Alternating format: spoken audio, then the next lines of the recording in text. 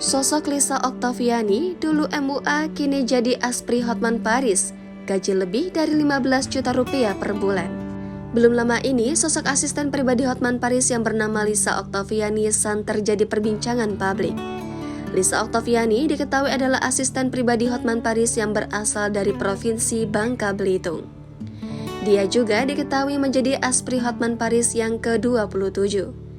Lantas seperti apa pesona Lisa hingga menjadi viral seperti sekarang ini? Dikutip dari Tribun Medan, wanita asal Bangka Belitung itu banyak membuat penasaran masyarakat Indonesia. Wanita cantik ini sebelumnya bekerja sebagai make-up artis. Lalu Lisa Oktaviani mulai dikenal setelah jadi model sekaligus Aspri pengacara kawakan Hotman Paris. Dia baru bekerja sebagai Aspri Hotman Paris selama 3 bulan ini. Lisa mengaku berkenalan dengan pengacara langganan selebriti itu diawali dengan dirinya yang meminta foto bareng. Setelah itu, dia dan Hotman Paris saling bertukar nomor.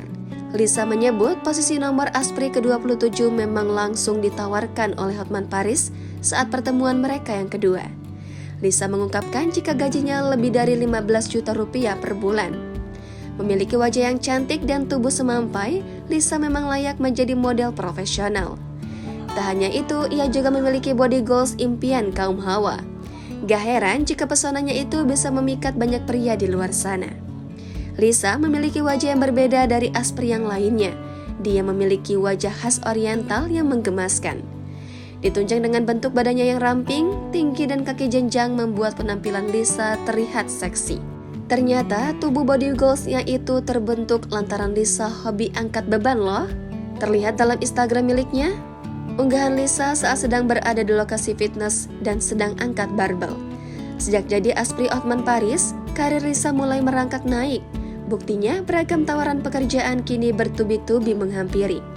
Salah satunya yakni tawaran untuk bermain film. Punya postur tinggi, kaki jenjang dan mata yang tajam, Lisa tak jarang dianggap cocok memerankan karakter jahat. Tak cuma ditawari jadi pemain film, Lisa juga sempat diajak jadi penyanyi. Tawaran menjadi pedangdut itu rupanya disambut baik oleh Lisa. Rencananya, ia akan debut jadi penyanyi pada tahun ini.